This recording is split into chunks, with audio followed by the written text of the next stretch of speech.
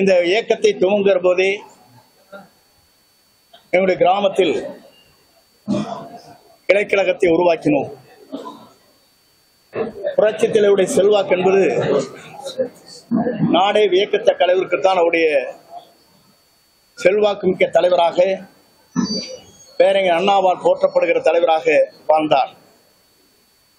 மக்கள் மனதிலே இதயத்திலே குடிகொண்டிருக்கிற இதய தெய்வம் என்று எல்லோராலும் பாராட்டப்படுகிற ஒரு தலைவராக புரட்சி தலைவர் விளங்கினார். அந்த புரட்சி தலைவருடைய வழியில் 1973 திண்டுக்கல் நாடாளுமன்ற தேர்தல் வருகிற போது அந்த தேர்தலில் மாயத்தேவர் போட்டியிடுகிற போது இந்தியாவிலே அவ்வளவு வாக்கு வித்தியாசத்தில் யாரும் வெற்றி பெறவில்லை. 2,37,000 வாக்கள் கூடுதலாக பெற்று வெற்றி வாகை சூடினார். அதற்கு பிறகு இடைத்தேர்தல் கோவையிலும் மருங்காவூரிலும் மாவிரு வெட்டி ஈட்டி தந்த தலைவராக 1977 75 பொதுக்குழு கோவையில் நடைபெற்றது.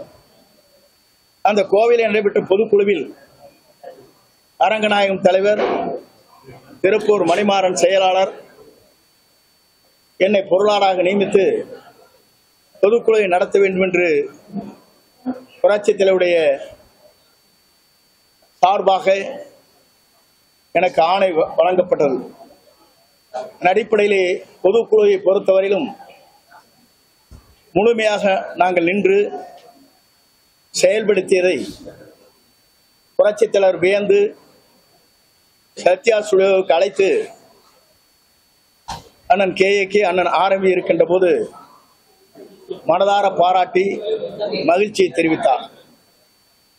அதற்கு பிறகு 77 நான் போட்டியிட வேண்டும் என்று கோபிச்செட்டிப்பாளையத்தில் போட்டியிடுகிற போது புரட்சி தலைவர் அவர்கள் நீ சத்தியமங்கலத்தில் நின்று விட என்று சொன்னார். நான் அவரிடத்திலே கேட்கின்ற போது சத்தியமங்கலம் என்பது எனக்கு புதிதான தொகுதி, நாங்கள் என்ன செய்வது என்று கேட்கிற போது என் பெயரை உச்சரி, நீ வெற்றி பெறுவாய் என்று குறிப்பிட்டார். நான் எதற்காக இதை சொல்கிறேன் என்று சொன்னால், அப்படிப்பட்ட தலைவர்கள் எல்லாம் தேர்தல்களும் வருகிற போது யார் அவரை இடத்திலிருந்து வெளியே செல்கிறார்களோ அவரெல்லாம் புரட்சி தலைவரை பொறுத்தவரையிலும் STS போன்றவர்கள், கோவைச்செழியன் போன்றவர்கள் தாங்கள் இந்த இயக்கத்திலிருந்து வெளியே செல்கிற போது அவருடைய இல்லங்களுக்கே சென்று புரட்சி தலைவர்கள் வாருங்கள் என்னோடு இணைந்து இந்த இயக்கத்தை நடத்துவதற்கே காரணம் தமிழக மக்களுடைய நலன் கருதி, தொண்டருடைய நலன் கருதி, தமிழ்நாட்டை பேணி காப்பதற்காக இந்த பணிகளை நான் மேற்கொள்கிறேன், வாருங்கள் என்று அழைத்தார். புரட்சி தலைவரை பொறுத்தவரையிலும் மாமேதையாக, நாடை போற்றுகின்ற தலைவராக, மக்கள் நெஞ்சங்களிலே குடிகொண்டிருக்கிற தலைவராக புரட்சி தலைவர் விளங்கினார். அந்த தலைவர் 10 ஆண்டு காலம் சிறந்த ஆட்சியை தமிழகத்திலே தந்தார். இந்தியாவை வியக்கத்தக்க அளவிற்கு ஏழை மக்களுடைய பசிப்பிணியை போக்கி, ஏழை குழந்தைகளுக்கு சத்துணவு வழங்கி, ஒரு முதலமைச்சர் இந்தியாவிலே சிறந்த முதலமைச்சர் என்ற பெயரை புரட்சி தலைவர்கள் தமிழகத்திற்கு பெருமை சேர்த்தார். அப்படி பெருமை சேர்த்த முதலமைச்சர் அவர்கள் அவருடைய 10 ஆண்டு காலத்திற்கு பிறகு, புரட்சி தலைவர் மறைவுக்கு பிறகு புரட்சி தலைவர் அம்மா அவர் பொறுப்பேற்றார். பொறுப்பேற்கிற போது புரட்சி தலைவர் அம்மா அவர்கள் நாங்கள் எல்லோரும் அங்கே அவரிடத்திலே அணுகினோம். தலைவருக்கு பிறகு இந்த இயக்கத்தை வழிநடத்துவதற்கு ஒரு ஆளுமையுள்ள தலைமை, அதே நேரத்தில் பல் மொழிகளில் பேசக்கூடிய திறமை, மக்களிடத்தில் செல்வாக்கு மிக்க தலைமை, நீங்கள் வர வேண்டும், நீங்கள் தான் இதற்கு தலைமை ஏற்க வேண்டும் என்று நாங்கள் எல்லோரும் அவரிடத்திலே சென்று, எல்லோராலும் நானும் அவர்களோடு சென்று வேண்டுகோள் வைத்தோம். புரட்சி தலைவர் அம்மா அவர்கள் சிறந்த ஆட்சியை தமிழகத்திலே தந்தார்கள். 5 ஆண்டு காலம் முதலமைச்சராக இருக்கின்ற போது இந்திய நாடை திரும்பி பார்க்கின்ற அளவிற்கு உலக நாடுகள் திரும்பி பார்க்கின்ற அளவிற்கு ஒரு சிறந்த முதலமைச்சராக, ஆளுமை மிக்க முதலமைச்சராக தமிழகத்திலே பவனி வந்தார்கள். அவருடைய ஆட்சி என்பது 5 முறை முதலமைச்சராக இருந்து ஏழை மக்களுடைய இதயங்களிலும் படித்தவர்கள் இளைஞர்களிடத்தும் அதே நேரத்தில் திராவிடவாதி என்று சொல்லப்படுகிற அவராலும் போற்றப்படுகிற தலைவியாக விளங்கினார். அதை நான் குறிப்பிடுவதற்கு காரணம், ஆன்மீகவாதிகளும் ஏற்றுக்கொள்கிற தலைமை, திராவிடவாதிகளும் ஏற்றுக்கொள்கிற ஒரு தலைமையாக புரட்சி தலைவி அம்மா அவர் விளங்கினார். இதை தமிழ்நாட்டின் வரலாற்றுகளால் பொறிக்கப்பட வேண்டிய அளவிற்கு திராவிட கட்சியுடைய வீரமணி அவர்களே சமூக நீதி காத்த வீராங்கனை என்று அவருடைய கல்லூரியிலே பட்டத்தை வழங்கினார். நான் இது எதற்காக சொல்லுவேன் என்று சொன்னால், இந்த இயக்கத்தை பொறுத்தவரையிலும் ஏழை எளிய மக்களுக்காக, படித்தவர்களுக்காக, தொழில் செய்கின்றவர்களுக்காக, தொண்டர்களுக்காக உருவாக்கப்பட்ட இயக்கம்தான் அனைத்து இந்திய அண்ணா திராவிட முன்னேற்ற கழகம். அம்மா அவர்கள் மறைந்தார்கள். மறைந்ததற்கு பிறகு 2016 ஆட்சி கட்டளை அம்மா அவர்கள் வெற்றி வாகை சூடி ஓராண்டு காலத்திற்கு பிறகு, அவர் மறைந்ததற்கு பிறகு இந்த இயக்கத்திலே பல்வேறு சோதனைகள் வருகிற போது, அந்த சோதனையில் அன்றைக்கு எல்லோரும் சேர்ந்து இந்த இயக்கம் உடைந்துவிடக் கூடாது, இந்த இயக்கத்தை பேணி காக்க வேண்டும் என்ற முறையில் அன்றைய பொதுச் செயலாளராக திருமதி சசிகலா அவர்களை ஒருமனதாக நாங்கள் நியமித்தோம். காலச்சக்கரங்கள் சுழன்று மீண்டும் முதலமைச்சர் யார் என்ற நிலை வருகிற போது, அன்றைக்கு முன்னாள் முதலமைச்சர் எதிர்க்கட்சி தலைவரை அவர் முன்மொழிந்தார். ஆனால் இந்த இயக்கம் பல்வேறு சோதனைகள் வருகிற போது, இந்த இயக்கத்தை பொறுத்தவரையிலும் பல்வேறு தடுமாற்றங்கள் வருகிற போது, தடுமாற்றம் இல்லாமல் இந்த இயக்கத்திலே நான் பல்வேறு பணிகளை ஆற்றி இருக்கிறேன் என்று புரட்சி தலைவர் அம்மா அவர்கள் ஆடியோ மூலமாக, நிகழ்ச்சியின் மூலமாக என்னை பாராட்டியதும் அனைவருக்கும் தெரியும். நான் எதற்காக இதை சொல்கிறேன் சொன்னால், நமக்கு பல்வேறு நிலை என்று பணியாற்றுகிற போது, நெடும் பயணத்தை நாம் மேற்கொள்கிற போது பல்வேறு பொறுப்புகள் கிடைக்கும், பல்வேறு சோதனைகள் வரும். அந்த சோதனை அனைத்தும் இந்த இயக்கத்திற்காக அர்ப்பணித்துக் கொண்டு அந்த பணிகளை நான் ஆற்றி இருக்கிறேன். நான் இது எதற்காக சொல்லுவேன் சொன்னால், ஒரு தேசம் எப்படி இருக்க வேண்டும், தமிழகம் எப்படி இருக்க வேண்டும், தமிழ்நாட்டிலே வாழுகிற மக்கள் எப்படி செழிப்போடு வாழ வேண்டும், இந்த இயக்கத்தை நம்பியிருக்கிற கோடான கோடி தொண்டர்கள் மகிழ்ச்சியோடு வாழ்வதற்கு எந்த தியாகத்தையும் செய்வதற்கு நான் அன்றைக்கு தயாராக இருந்தேன். 2 வாய்ப்புகள் எனக்கு கிடைத்தது. அந்த வாய்ப்புகள் கிடைத்த போது கூட இந்த இயக்கம் உடைந்து விடக்கூடாது என்ற நோக்கத்தோடு தான் என் பணிகளை நான் மேற்கொண்டேன். நான் எதற்காக இன்றைக்கு சொல்கிறேன் என்று சொன்னால், உங்களுக்கே தெரியும், பத்திரிகையாளருக்கு தெரியும். ஆகவே இதையெல்லாம் எடுத்துச் சொல்வதற்கு காரணம், ஒரு இயக்கம் உடைந்து விடக்கூடாது என்ற நோக்கத்தோடு. இந்த இயக்கம் உடைந்து விடக்கூடாது என்பதற்கு காரணமே, இதை நம்பியிருக்கிற கோடான கோடி தொண்டர்கள், இதை நம்பியிருக்கிற எதிர்காலத்தை நோக்கி பயணம் செய்வதற்கு புரட்சி தலைவர் அம்மாவுடைய நல்லாசியோடு இந்த இயக்கம் மீண்டும் தமிழகத்திலே உருவாவதற்கு நாம் அனைவரும் ஒத்துழைப்பு நல்கிட வேண்டும் என்ற முறையிலே ஒருங்கிணைந்து அந்த பணிகளை நாங்கள் மேற்கொண்டோம். 2016க்கு பிறகு தொடர்ந்து நாம் தேர்தலை சந்திக்கிறோம். தேர்தல் களம் என்பது எவ்வளவு போராட்ட களமாக இருக்கிறது என்பதை நாம் அறிவோம். நான் எதற்காக சொல்லுவேன் சொன்னால், புரட்சி தலைவை பற்றி காளிமுத்து அவர்கள், கண்ணதாசன் போன்றவர்கள், மற்ற பெயரை சொல்லவில்லை என்று உயிரோடு இருக்கிறார்கள், அவரை பற்றி சொல்லக்கூடாது. அவர் பேசிய வார்த்தைகள் இன்றும் தொண்டர் மத்தியிலே இன்றைக்கும் நெஞ்சத்திலே முள் குத்துவதை போல இருந்து கொண்டிருக்கிறது. அப்படி பேசினாலும் கூட புரட்சி தலைவர் அம்மா அவர் 1991 அப்போது சட்டமன்றத்தில் இருந்து திராவிட முன்னேற்ற கழகத்தை சார்ந்தவர்கள், இங்க இருக்கிற அனைத்து இந்திய அண்ணா திராவிட முன்னேற்ற கழகத்தில் இருக்கிற மூத்தவர்களை நீங்கள் மதிக்கப்படவில்லை என்று சட்டமன்றத்தில் பேசினார்கள். அப்போது புரட்சித் தலைவர் எழுந்து சொன்னார், இங்கே எனக்கு அருகாமையிலே அமர்ந்து கொண்டிருக்கிறவர்கள் எங்கே இருந்தார்கள், எப்படி என்னை விமர்சனம் செய்தார்கள். ஆனால் எல்லோரையும் அரவணைத்து பாசத்தோடு பண்போடு அங்கே இருக்கிற எனக்கு வயது முதிர்ந்தவர்களாக இருந்தாலும் அரசியல் அனுபவமிக்கவர்களை வைத்துக் கொண்டுதான் இந்த இயக்கத்தை நடத்த முடியும், ஆட்சியை நடத்த முடியும் என்ற நோக்கத்தோடு தான் இந்த பணிகளை அம்மா அவர்கள் மனமிட்டு சட்டமன்றத்தில் பேசியது இன்றைக்கு சட்டமன்ற பதிவேட்டில் இருக்கிறது. இதையெல்லாம் ஏன் நினைவூட்டுகிறேன் என்று சொன்னால், 2017 நாங்கள் ஆட்சி கட்டிலே அமர்ந்தோம். அமர்ந்ததற்கு பிறகு 2019 தேர்தல், 21 தேர்தல், அதற்கு பிறகு 24 தேர்தல், உள்ளாட்சி தேர்தல் போன்ற தேர்தலை நாம் சந்திக்கின்ற போது களத்திலே பல்வேறு பிரச்சனைகள் ஏற்பட்டிருக்கிறது. 2024 இன்றைக்கு நாம் நினைக்கிறோமே, பாரதிய ஜனதா கட்சியோடு அன்றைக்கு கூட்டணி வைத்திருந்தால் 30 இடங்களை நாம் வெற்றி பெற்றிருக்க முடியும். இதையெல்லாம் நாம் ஒரு இடத்திலே நினைவூட்டினோம். அது சகோதரர் வேலுமணி கூட ஒரு முறை அந்த கருத்துக்களை வெளிப்படுத்தினார். அதற்கு பிறகு நாங்கள் எல்லாம் தேர்தல் முடிந்ததற்கு பிறகு நம்முடைய கழக பொதுச் செயலாளரை சந்தித்தோம். சந்தித்ததற்கு காரணமே, கழகம் ஓய்வோடு இருக்கிறது.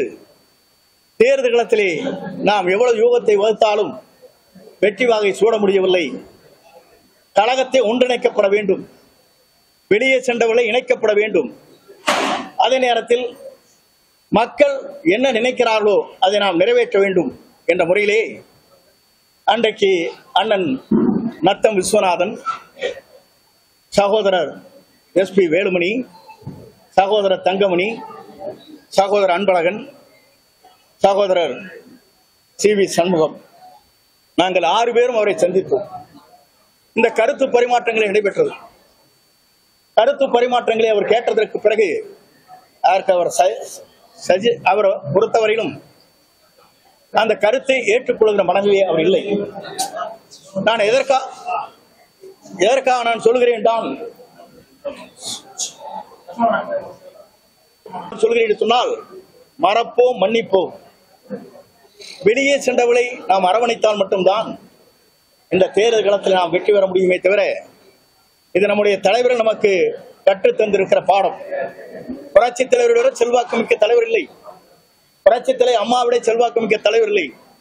2019 2010 நாம் டெபாசிட் இழந்ததற்கு பிறகு கோவையில் நடைபெற்ற கூட்டம் என்பது கோவை குலுங்கியது, மதுரை நடுங்கியது, திருச்சி திரும்பியது என்று அவருடைய கூட்டம் என்பது 15 லட்சத்துக்கு மேற்பட்டவர்கள் அந்த கூட்டத்திலே கலந்து கொண்டார். அப்படி கலந்து கொள்கிற போது கூட அன்றைக்கும் கூட்டணி வலிமையாக வேண்டும், வெளியே சென்றவர்களை கொண்டு வர வேண்டும் என்ற நோக்கத்தோடு தான் தேமுதிகவை அன்று அழைத்து பல்வேறு பேச்சுவார்த்தை நடத்தி அவரோடு கம்யூனிஸ்ட் கட்சியை சார்ந்தவர்கள், மதிமுகவை சார்ந்தவர்கள் இணைத்து வெற்றி வாகை சூடுவதற்கு ராஜதந்திரத்தோடு அவர் நல்ல யூகத்தை வகுத்து வெற்றி பெற்றார் என்பது வரலாறு இருக்கிறது. அதற்கு பிறகு 16 அவருக்கு தான் அப்படித்தான் வெற்றி பெற்றார். ஆனால் இன்ற நிலை அப்படி அல்ல. வெளியே சென்றவர்களை நாம் அரவணைக்க வேண்டும். வெளியே சென்றவர்களுக்கு சென்றவர்கள் வேண்டுகோளை அதைத்தான் வைக்கிறார்.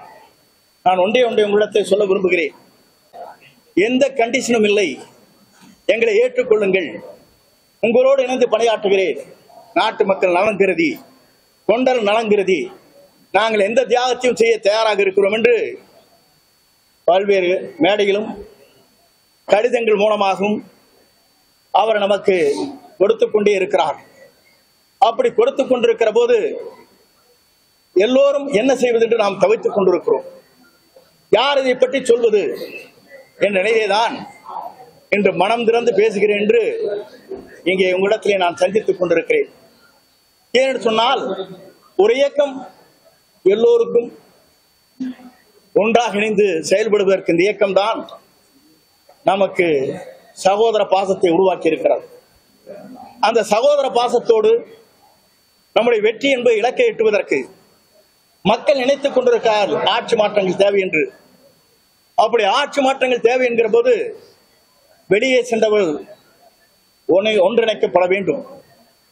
அமைதியாக இருக்கின்றவர்களை நம் கழகத்திலே அவளை கொண்டு வந்து செயல்படுத்த வேண்டும். அப்படி படுத்துகிற போதுதான் நாம் வெற்றி என்ற இலக்கை நம்மால் எட்ட முடியுமே தவிர நாம் நாளை நம்முடைய ஆட்சி மலரப் போகிறது என்று யாராலும் சொல்ல இயலாது. அப்படி வெற்றி வாகை சூடுவதற்கு நல்ல ஆட்சியை தமிழகத்திலே தருவதற்கு ஒன்றுடைய உணர்வுகளை புரிந்து அவருடைய உணர்வுகள் அனைத்தும் என் போன்றவிடத்திலே பல்வேறு நண்பரிடத்திலே அதை சொல்லிக் கொண்டிருக்கிறார். அந்த கருத்தின் அடிப்படையிலே தான் நான் உங்களை சந்தித்து எல்லோரையும் அலையுங்கள், வெளியே சென்றவர்களை நம் கழகத்தில் இணைத்துக் கொள்ளுங்கள், அது மட்டுமல்ல அவர்கள் வேண்டுகோள் வைப்பது எந்த பொறுப்பும் எங்களுக்கு தேவையில்லை என்று சொல்லுகிற போது மன மகிழ்ச்சியோடு எதிர்காலத்தை நோக்கி இது நம்பி இருக்கிற கோடான கோடி தொண்டர்களின் அவருடைய கனவை நிறைவேற்றுவதற்கு மக்கள் என்ன நினைக்கிறார்களோ அது வெற்றிகரமாக புரட்சித் தலைவர் அம்மாவுடைய ஆட்சி மலர்வதற்கு நாம் அனைவரும் உறுதுணையாக இருக்க வேண்டும் என்ற நிலையை நான் இப்போது பதிவு செய்ய விரும்புகிறேன். அப்படி செய்கின்ற போது அதற்கு கால அவகாசம் விரைந்து அதை முடிக்கப்பட வேண்டும். விரைந்து முடித்தால் மட்டும்தான் தேர்தல் களத்திலே இருக்க முடியும். ஏனென்றால் தேர்தல் களம் இன்று துவங்கிவிட்டது. எல்லோரும் தேர்தல் களத்திலே தங்கள் பயணங்களை மேற்கொள்கிற நிலை வந்துவிருக்கிறது. ஆகவே விரைந்து இதற்கான நல்ல முடிவுகளை மேற்கொள்ள வேண்டும் என்பதுதான் எங்களுடைய வேண்டுகோள். அப்படி விரைந்து அந்த முடிவுகளை மேற்கொள்ளவில்லை என்றால் இதற்கு இந்த மணலில் அதை செயல்படுத்துவதற்கு நாங்கள் அனைவரும் முன்னின்று அந்த பணிகளை மேற்கொள்வோம். அதோடு மட்டுமல்ல, இந்த பணிகளை சரியான முறையிலே எல்லோரும் ஒருங்கிணைப்பதற்கு நாம் கொடுக்கப்பட்டிருக்கிற கால அவகாசத்தில் அது செய்யவில்லை என்றால் நாட்டுடைய மக்களை தொண்டர்களை எதிர்பார்க்கின்ற புரட்சித்தலைவருடைய அம்மா புரட்சித்தலைவருடைய ஆட்சி மலர்வதற்கு அது ஏதுவாக அமையாது. ஆகிய அதை அமைப்பதற்கு என்னுடைய வேண்டுகோள் ஒன்றே ஒன்றுதான், விரைந்து அதை செய்யப்பட வேண்டும். அப்படி செய்யவில்லை என்று சொன்னால் யார் இந்த மணலிலே இருக்கிறார்களோ ஒருங்கிணைந்து செயல்படுத்துவதற்கு நாங்கள் அனைவரும் தயாராக இருக்கிறோம். அது மட்டுமல்ல, இவருடைய வெற்றி பயணம் என்பது இதற்கு முடிவு வந்தால் மட்டும்தான் அந்த வெற்றி பயணத்தை நான் கலந்து கொள்வேன் என்பதையும் இந்த நேரத்திலே பணிவன்போடு தெரிவித்துக் கொள்கிறேன். நாடு நலன் காக்க, நாட்டு மக்கள் நலன் காக்க, தொண்டர் நலன் காக்க, புரட்சித் தலைவர் அம்மாவுடைய நல்லாட்சி மலர என்னுடைய பணிவான இந்த வேண்டுகோளை உங்கள் மத்தியிலே வைக்கிறேன். நன்றி, வணக்கம்.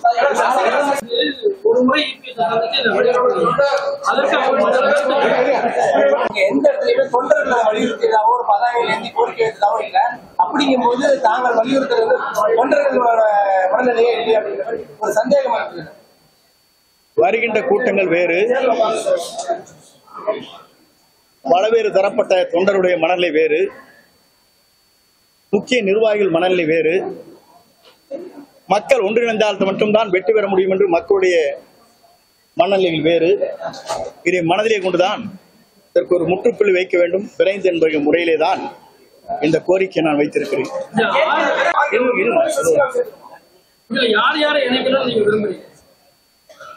அது பொதுச் செயலாளர் முடிவு செய்யலாம், அதிலே கருத்து வேறுபாடுகள் இல்லை. வெளியே சென்றவர்கள் அனைத்து இந்திய அண்ணா திராவிட முன்னேற்ற கழகத்திலே முக்கிய பொறுப்பிலே இருக்கின்றவர்கள். ஆனால் முக்கிய பொறுப்பிலே இருக்கின்றவர்கள் இணைக்கப்பட வேண்டும் என்பதுதான். உங்களை போன்ற பத்திரிகையாளரும் செய்தியாளரும் உங்களுக்கு நன்றாக தெரியும் நிலை என்ன இருக்கிறது என்பதை நீங்கள் புரிந்து கொண்டிருக்க முடியும். இதெல்லாம் ஒருங்கிணைக்கிற போதுதான் வெற்றி என்ற இலக்கை மட்டுமல்ல மாபெரும் வெற்றி அடைய முடியும்.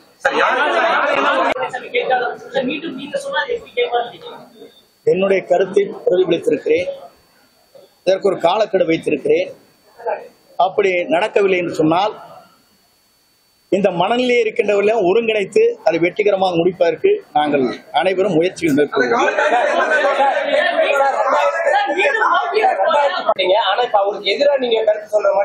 அது போன்ற கருத்துக்கள் இடத்துல இல்லை. அவரே 2009 பொறுப்பிலிருந்து நீக்கப்பட்டார். அது உங்களுக்கு தெரியுமா?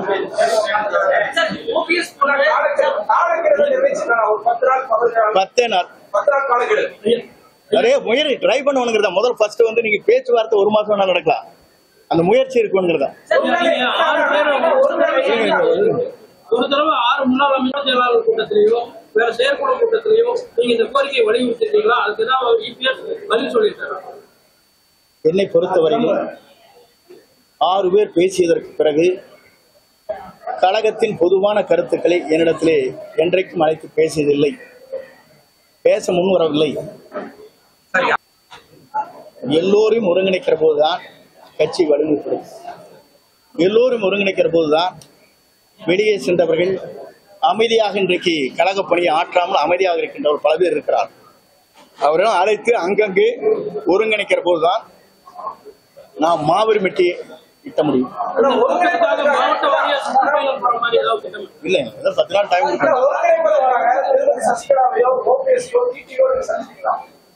என்னை பொறுத்தவரையிலும் இன்றைக்கு ஒரு பத்திரிகையாளரை சந்தித்திருக்கிறேன்.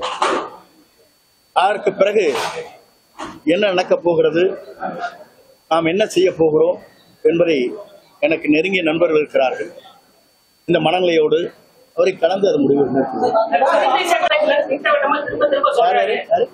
பிரிந்து சென்றவங்களை மீண்டும் கட்சியில இணைக்கிறதுக்கு வாய்ப்பே இல்லைன்னு திட்டவட்டமா எடப்பாடி பழனிசாமி திரும்ப சொல்லியிருக்காரு. எதனால அவரு மறுக்கிறாரு? அவரு தலைமைக்கு பாதிப்பு நினைக்கிறாரா? என்னை பொறுத்தவரையிலும் அவர் மனநிலையை பற்றி எனக்கு தெரியாது. என்னுடைய மனநிலை, கோடான கோடி தொண்டருடைய மனநிலை, பொதுமக்கள் இந்த இயக்கம் வெற்றி பெற வேண்டும், நல்ல நேரம் இதுதான் என்று விரும்புகின்ற மனநிலையைத்தான் இங்கே வெளிப்படுத்தினேன். பாரத பிரதமரை நம்முடைய அமைச்சரிலிருந்து பாரத பிரதமரை சந்தித்து பேசியும் இருக்கிறார்கள். உள்ளாட்சித்துறை அமைச்சரையும் பேச்சுகள் இருக்கிறார்கள். என்னை மட்டும் தனிப்பட்ட முறையிலே நீங்கள் ஏன் சென்றீர்கள் கேட்கக்கூடாது. அவர் அழைக்கிறார்கள், போகிறோம். போனதற்கு பிறகு ஒரு நல்ல சுமூகமான உறவு ஏற்படுகிறது. இன்று இணைந்து பணியாற்றுகிறார். மகிழ்ச்சி. முதலிலே நான் என்னை பொறுத்தவரையிலும் இந்த இயக்கத்திற்காக எந்த தியாகத்தையும் செய்வதற்கு நான் தயாராக இருக்கிறேன். இந்த இயக்கம் உயிரோட்டம் உள்ள இயக்கமாக, புரட்சித்தலை அம்மா குறிப்பிட்டார்களே, 100 ஆண்டு காலம் இந்த இயக்கம் ஆளும் என்று குறிப்பிட்டார்களே, அதற்காகத்தான் என் பணிகளை இன்று துவங்கி இருக்கிறேன்.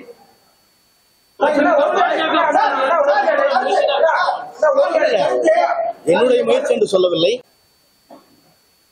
விரைந்து இந்த கோரிக்கை நிறைவேற்றப்பட வேண்டும் என்பதுதான் எல்லோருடைய ஆசை. அப்படி நிறைவேற்றப்படவில்லை என்றால் இந்த மணலில் இருக்கின்றவர்களை ஒருங்கிணைந்து எல்லோரும் இணைப்பதற்கு நாங்கள் எல்லோரும் சேர்ந்து சேர்த்து முடிக்கிற முயற்சியில நாங்கள் மேற்கொள்வோம். இருங்கப்பா, தம்பி இருங்க, அங்கிருந்து சட்டப்பணியெல்லாம் வந்து பேசக்கூடாது. கொஞ்ச நேரம் அமைதி இருங்க, உன்னை சொல்லி முடிக்கிறேன். அதுதான் எங்களுடைய நோக்கமே தவிர, நான் இப்ப ஒன்று கடைசியில் சொன்னேன், கேட்டீங்களா இல்லையா? இது விரைந்து செயல்படவில்லை என்றால் இவர் சுற்றுப்பயணத்திலே நான் கலந்து கொள்ள மாட்டேன்னு சொன்னா இல்லையா?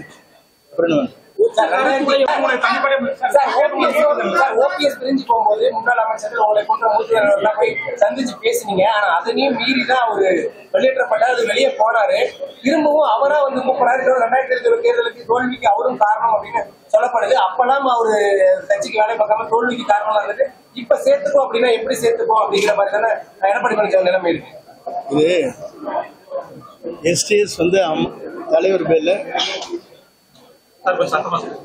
எஸ்டிஎஸ் இறப்ப எனக்கு எதனா கேட்ட எதனா ஆளுகள் கேட்குது. இருங்கப்பா, நான் ஒன்னு சொன்ன கேளுங்க. ஆளுநரிடத்தில் ஊழல் குற்றச்சாட்டு கொடுத்தாங்க. என்ன அவரையே மன்னித்து தலைவர் வாருங்கள் என்னோடு இணைந்து பணியாற்றுன்னு சொன்னார். எப்படிங்க? இவங்க அப்படியெல்லாம் சொல்லல, கவர்னர் கொடுத்தாங்களா?